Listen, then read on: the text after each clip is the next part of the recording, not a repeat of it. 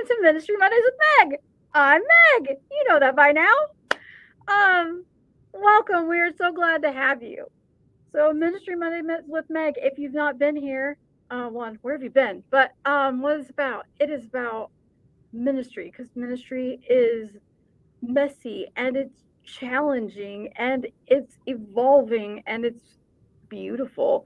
And this podcast is talking to all those people who serve outside the traditional Sunday morning services because I see Sunday morning services as worship. So it's all that other stuff that we do. Um, and I'm always excited about my guests. I love my guests, but this one, I am. I think I might get a little more excited every time I do it. Maybe, which might be a little bit dangerous, but like, um, I have with me, dun dun dun. I need to get sound effects like confetti that does like a thing. Um, is Mr. Matthew Rivera. Yay! Uh, Matthew, first of all, welcome. Thank you for giving your time. I know you are like an incredibly busy person. Um, so I'm grateful that you made time in your crazy schedule to share a little bit about yourself. Um, Welcome. Well, Meg, thank you so much. I am so excited to be here. If I remember correctly, when I had first met you, you were just getting started with Ministry Mondays. So I am just so honored to Yeah. be a guest on the show. This is the joy of my week. Like, okay, so these are the things that make me happy, and people that work here and are around me enough know that I'm telling the truth. So, like, I met you at a meet and greet, a Hmm. virtual meet and greet, and I was like, let me know because you were finishing your undergrad, right? And I was like, let me know. And you did that you got into Yale. And I'm like, oh my gosh, she let me know that he got into Yale. And then you were with the summer passionaries here at ABHMS. And I'm like, I mean, this is what I love is like meeting somebody and going, how many places can we like plug them in and then just seeing where God takes someone. So I mean, I know some of what what you've been up to, but for like people who don't know you, I have up there your fancy dancy title, Minister Matthew Rivera, Executive Director at the Dream Support Network. Like tell everybody like who is Matthew Rivera and how you serve. Absolutely. Well, in true Baptist fashion, I have to continue to establish protocol and just say thank you to the entire team at the American Baptist Home Mission Societies. You all have been so incredibly supportive throughout this entire journey from the days of discernment and even until now, as I am a second year MDiv at Yale Divinity School.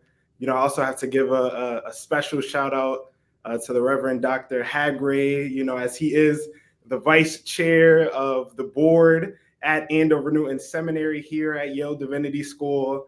Have to also just give shout outs to the entire Summer Passionaries staff, Reverend Webb, Reverend Lisa Harris Lee, Jennifer as well, the whole entire team. So to everyone, thank you all so much. Again, my name is Matthew Rivera. I am the executive director of the Dream Support Network, and I'm sure we will get to talk a bit about what that all entails. I'm also, again, a second year MDiv at Yale Divinity School, where I am also a part of Andover Newton Seminary. So shout out to Dean Drummond, who was a guest on this show as well. And I'm also seeking the Black Church Studies certificate program here at Yale. I'm also the vice president of Yale Black Seminarians. We're in our 55th year celebration. So, just so much going on in the life of ministry and school and all the things. So, again, Meg, thank you so much for having me. I mean that was like the you like set the bar for Baptist introductions. Like I think you got everybody. Uh, Um, I'm gonna have to go. Okay, no, no. So sorry, you just don't quite meet Matthew Rivera's. You might come second or third, but like that's setting the bar right there. I mean, wow, well done. Um, so I guess one, I'll throw out the school thing, and how incredibly proud they are. I mean, we all are, but let's. I mean, like we try and claim you. I mean, we do claim you as ours, but like how incredibly proud everyone is of you, and that you're going to be involved in the Space for Grace conference that is coming up in April, and you have all these things going on, and you just keep, and it just seems like you just keep going and going, and um so I guess let's start with the Dream Support Network. Like, when did that start? How did that start? What what's the why did it start? Talk to me about that. so it's actually a crazy story. So I remember I was having dinner with former state rep Brandon McGee in the city of Hartford. And while we were having dinner, he told me about this man by the name of Abdul Rahman bin Muhammad. And he told me about the work that he was doing through the Dream Support Network. And he was just like, you have to meet him. He's doing some incredible work. And the very next day, I was at an event with the Reverend A.J. Johnson for No More Slumlords campaign that was going on at the time in the city of Hartford. And I see this bright blue truck, and my eyes just, got excited because it was Abdul. And I was like, I was just at dinner, with Brandon yesterday. He told me all about you. And he asked me, well, if you're coming up to my ice cream for a dream truck, you have to tell me, what is your dream? I told him that my dream was to get involved in the community and that he was the person that was going to help me to do so. He grabbed a card. I emailed him immediately. The first ever time I had a meeting with him in his office, I was telling him about this event that I wanted to go to, but I couldn't because I didn't have a suit. And again, he doesn't know me. He grabs his jacket, he puts his hat on. I'm like, where are you going? He's like, you don't have a suit, right? Let's go. Got me a suit. Um, right there in the moment, we stood in contact. After a few months of us getting to know each other, he offered me an internship at the Dream Support Network, running the Ice Cream for a Dream initiative. So, for those of you who are wondering, right, what is Ice Cream for a Dream? So, we have an ice cream truck, and we give ice cream to people if they tell us what their dreams are. So, he offered me an internship to work on the Ice Cream for a Dream truck. And Meg, he shared something with me that changed my life. I asked him, is this a paid internship? And he said, Matt, when you do good work, money just falls out the sky. And I laughed at him in the moment. I was like, what does that even mean? And every time I tell the story and every time I think about it, it really just grounds me in the providence of God, and which is, the common string of my testimony. So I interned for Abdul on the Ice Cream for a Dream truck. After like 2 or 3 times with him, with me on the truck, he ended up seeing how passionate I was, just being in the community, right? We would exchange at least 10,000 ice creams every summer. And he gave me the keys to the truck. Then he gave me keys to the office. And then he stopped showing up on the truck and it's like, Matt, you got it. Just take over. So I did it the entire summer. Fast forward to the second summer, I told him that I wanted to also start getting involved in giving speeches and possibly leading workshops. He started giving me opportunities to do so. And after 2 years of interning for him, and I was getting ready to graduate from undergrad, Trinity College, I told him that I wanted to see if it would be possible for this to be something that I could do full time. And he said, you know what? Just take the business and just see what you can do. I'll give you an office space. I'll support you as best as you can as you work to try to build this up. And I've been full time now going on 4 years, which has just been, again, just a tremendous blessing, because it was just something that he did on the side. Wow. And when we think about what does the Dream Support Network offer, again, we offer ice cream for a dream. We also offer workshops that help young people to think about and imagine what their dreams are. We also, provide you with some life skills and some tangible skills so that you can work to make these dreams a reality. So we teach networking, entrepreneurship, public speaking, content creation, so many other things. We also have an academy that takes our curriculum and pairs it with different experiential learning activities so that real time what you're learning in the classroom you can apply out in the real world. So for instance, when you go through the networking workshop, we'll take you to get your own suits so that you can have that and that's yours. You'll go through a dinner etiquette workshop and learn how to carry yourself at a dinner table. And then towards the end of the program, you're going to sit at a fine dining establishment with different community leaders and corporate executives and practice those skills of networking and etiquette and all the other things. When you go through public speaking, you'll go out and give a speech in front of a community. My last group of students gave a speech in front of their entire school. We went to New York and was able to be at Bank of America and get to see the trading floor live. Going to DC, so that's a bit about the work that we do. We also offer dream days. So it's like half day retreats that we offer at schools where we interweave different creative means of getting people to think about their dreams through breath and meditation to spoken word to different activities to speeches. But through it all, we just try to get people to live by the three words: never stop dreaming. Well, if that's not divine providence, like what is? One, you meet one person who says this is the, and then there they are Hmm. the next day. I mean, like, Crazy. yeah. And fast forward through all, I mean, you truly are this dream support net, like changing lives. Mm.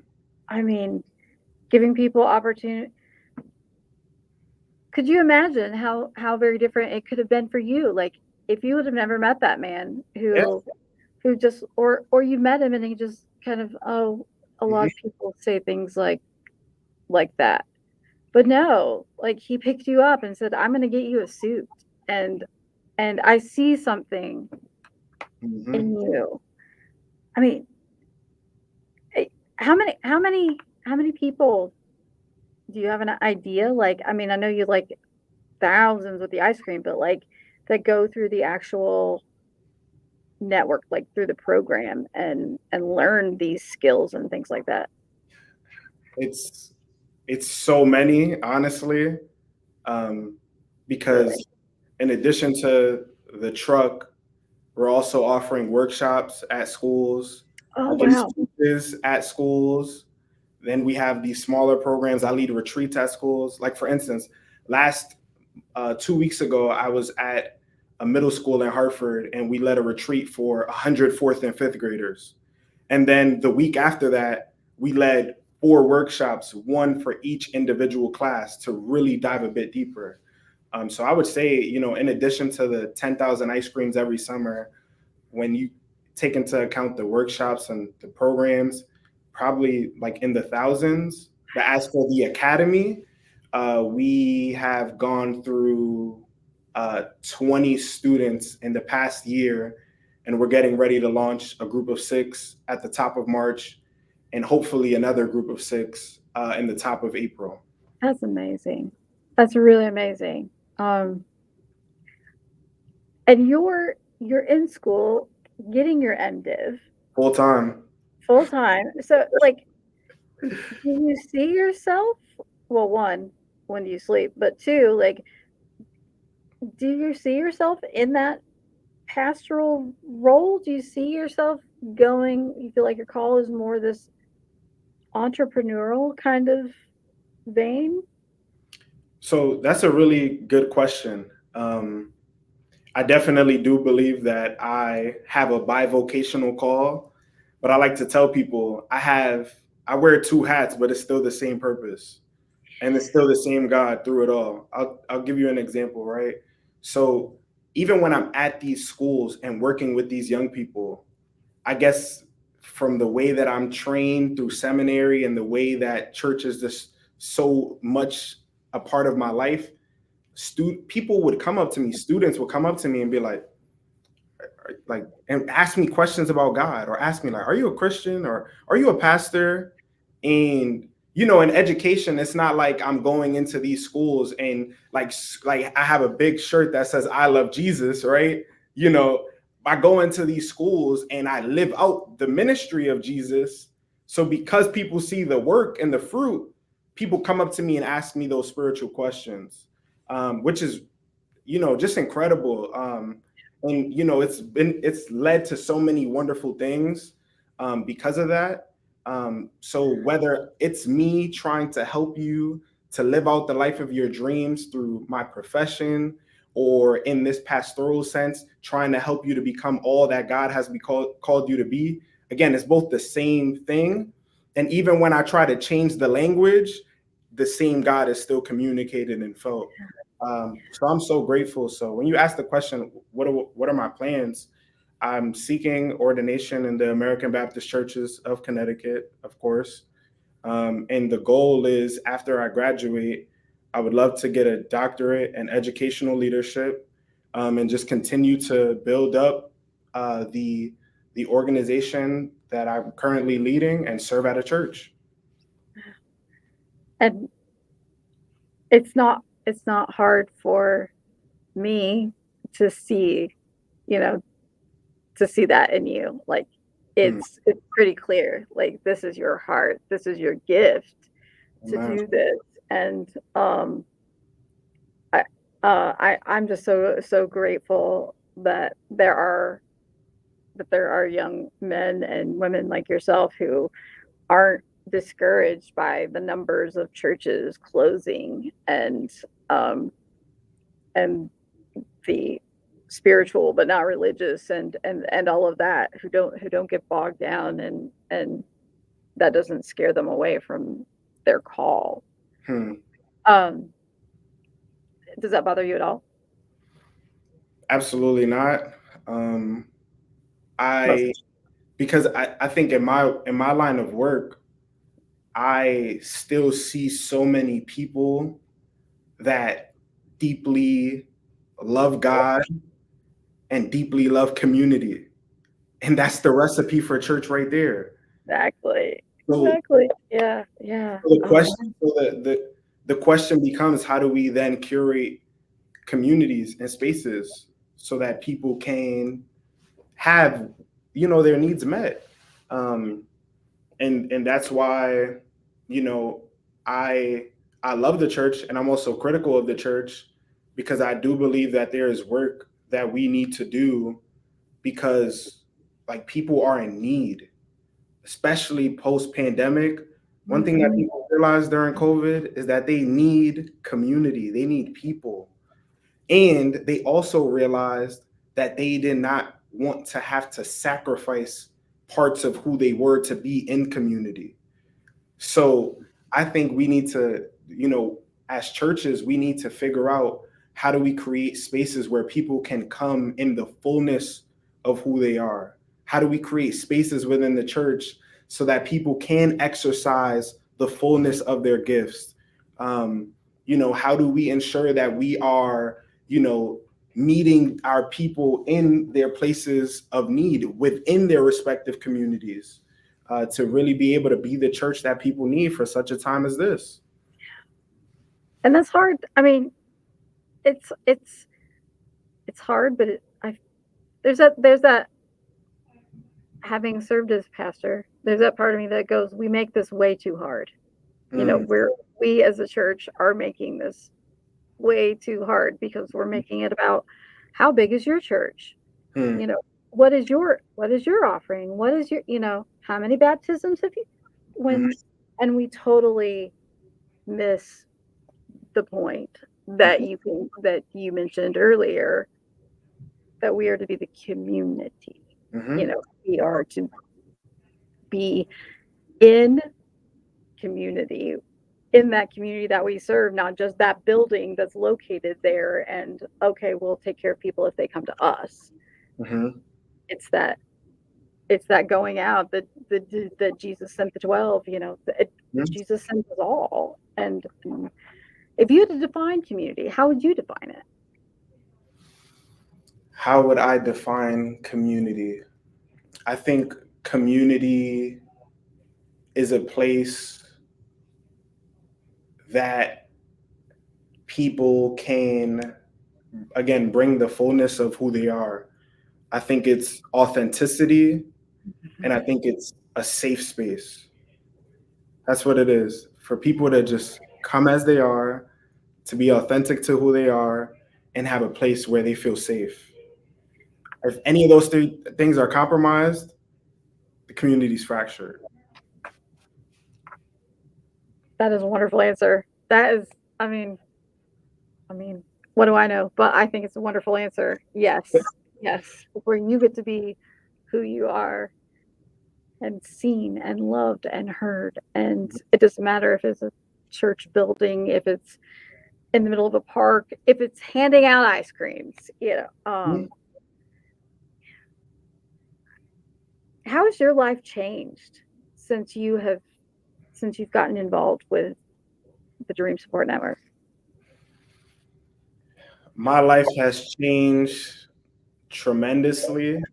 Um, I think it's really well. The one thing that I will say is I'm really grateful that um, Abdul gave me the ability to grow and learn. Um, because I remember when I first came, all I had was passion. I didn't really have the skills yet. And he noticed the passion, and he allowed the passion to override like the mistakes that I was making, the weaknesses that I had. And he never offered me constructive criticism in a way that would take out the flame of passion that was igniting in me. Like he just kept on just throwing logs into it, which I'm just extremely grateful for. And it's really what I've grown to believe, that sometimes your passion will make up for places where you may be imperfect. Mm, And yeah, I've the passion has been the same, if not more, increased. Um, but in addition to that, it definitely has changed the way in which I just show up for people. It's changed the heart that I have for this kind of work. It's just made me feel more alive about being able to do this. Um, and I think the other thing that is just so incredibly beautiful about this, because as much as all of this work is so great and amazing, there are also seasons where it burnt me out. So it's also taught me that if I'm responsible for pouring out so much, I have to pour into myself. So literally right now, I have my devotionals out. mm, You know, it's something that I keep with me and I'm consistent with doing. Prayer is something that is foundational to me. My spiritual practices are vital to this life that I've been called to. And that's something that I had to learn. I'm so glad you went there because that was exactly my question was, what have you learned? But you're exactly right. I mean, it's so easy to get caught up in that busyness Mm, and lose our focus, mm, on what this is what this is all about. Because without without God, mm, yeah, we can do these great and wonderful things, but how much greater and what does it mean if you do this with and your purpose is lost? Did mm. you grow up in a religious house? That's a great question. So I actually was not born and raised in the church. Okay. I was always exposed to religious iconography, So like in my grandmother's living room is a picture of the Last Supper. You have the Palm Sunday palm, over the door, other sort of like, things. And, we were always taught to believe in God, but we never really practiced our faith outside of that. But for some reason, as a kid, I would always ask my mom if we could go to church. I went to one service, and that young Matthew thought the service was so bad because they made me stand for 2 hours straight. I could not sit. And it was not, it was like, I don't know what was going on. It was a lot. But for some reason, I wanted to keep going back. I never did. And then the funny part to that story is in high school, my girlfriend at the time said, well, if we're going to be together, you need to go to church. I said, I've been waiting for this my whole life. Wow. Yes. Wow. And there you go. And so that was in high school, and now you're here. So I have to also say, because this is another person who's really near and dear to my faith development. When I went to college, I, of course, was removed from the church. And then it was my sophomore fall. I went to an event where men were dressed up in professional attire to welcome students back to their first day of school. Yeah. And we brought donuts and water so that we could network with all of the men who volunteered. And there was this one person that a huge group was surrounded by. I'm like, who is this person? I didn't get his card yet. I went up to him, and it was the Reverend Trevor Buford. And I got his card, I got his information. We met immediately. We started meeting on campus at Trinity. And then he would, slowly start to weave in the spiritual questions.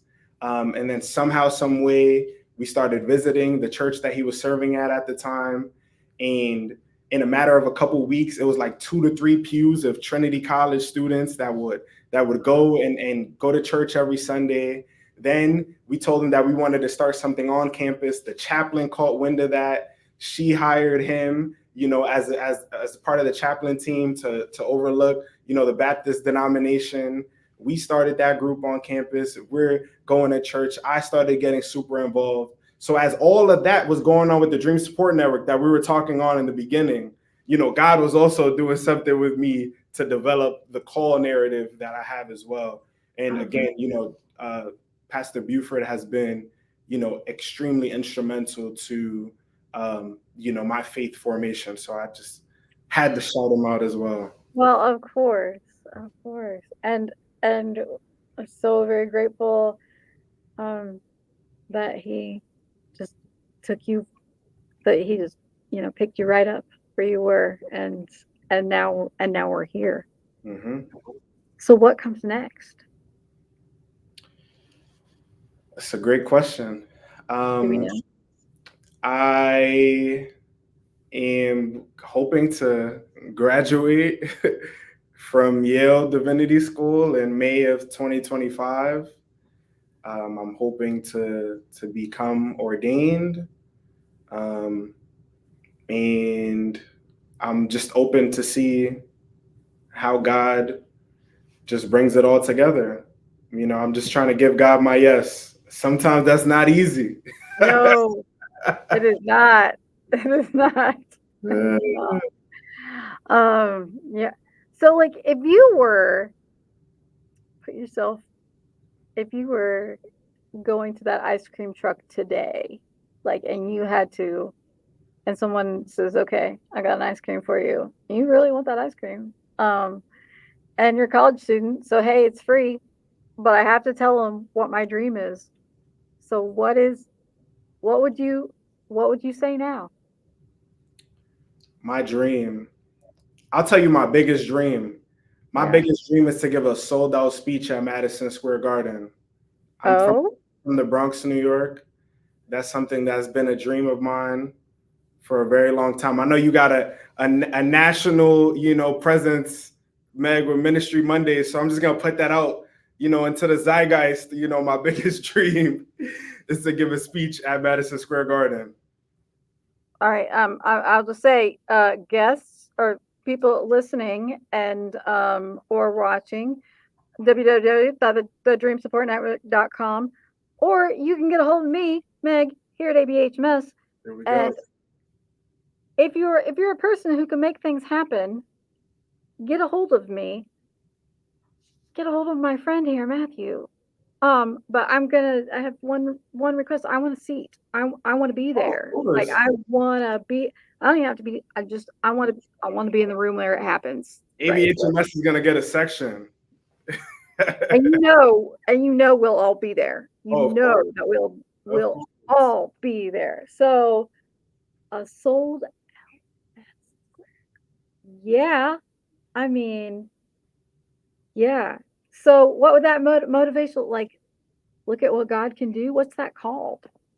Do you know It's what it's called yet? it's going to be your daily dose of Matt with a Dream. That's the title. That's right. Matt with a dream. That's what it's gonna be.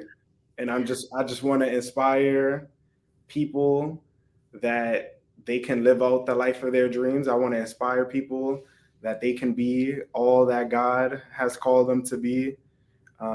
Because again, I think my testimony in so many ways just shows, you know, the evidence, right? There's a song, right? There is no secret what God can do, what He's done for others, He can do for you. There is no secret. So I just want people to know that there's no secret. God can do it in all our lives. That's right. Oh, oh, you just make me happy. Like this is one of the reasons I do this is because this is the thing that brings me joy. I'm gonna Amen. ask you about your joy, but this is the thing. Yes, I get to preach on occasion. They invite me places, and that's like the cherry on top of the whipped cream kind of thing.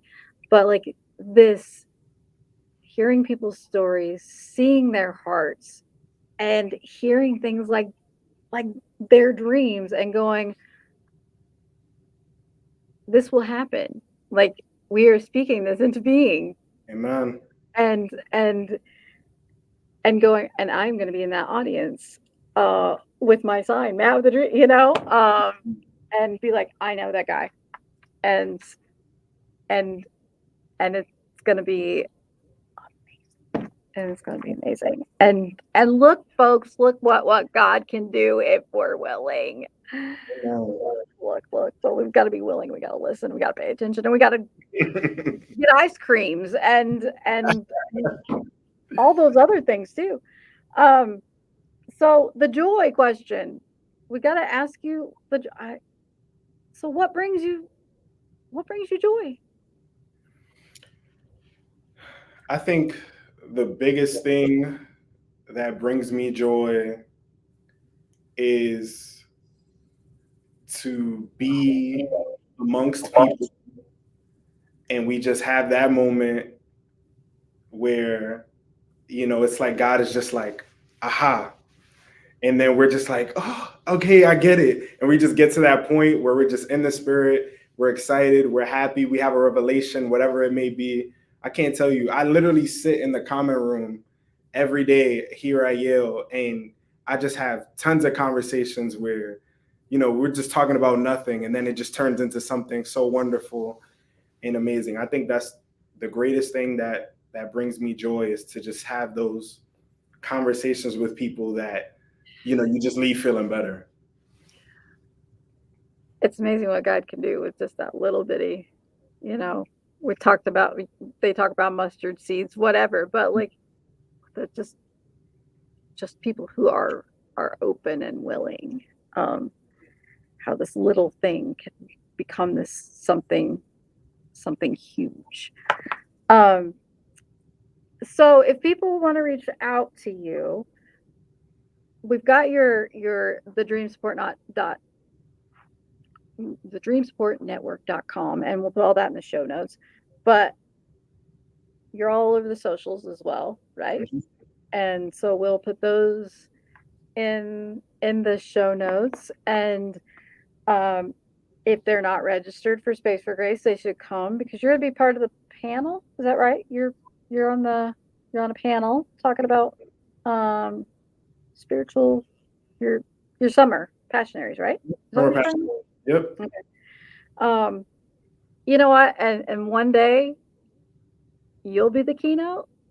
Ooh. You know, like, Ah. hey, Dr. Haggard, are you listening? I'm like, I'm making plans. Um, like, and I'll be like, that guy right there. There we It may go. not be Madison Square Garden, but Hey, I that's mean, another prominent stage. I will take that. That'll be an honor. I mean, I'm, I'm just making plans. I'm making plans. I'm making plans, and I just can't wait to see all the plans that God has for you and where that's going to go. Um, so Man. I thank you so much for your time, for this ministry that you have, and just for your openness, for to be like, here I am. I'm this open book. Just ask me, and I'm willing to answer anything. So I'm just grateful. I'm grateful for you. So thank you so much, Matthew. Amen. Um, ladies and gentlemen, Matt with a dream. Um, we thank you for watching, for listening, for being a part of this. Check him out. I'll put all his socials out there, and Madison Square Gardens. If you need help getting a hold of him, call me. Whatever, we'll set you up. So we thank everybody for being a part of this, and just wait to see what Matt with a Dream does. Yeah. Amen. Well, thank you again so much, Meg. This has truly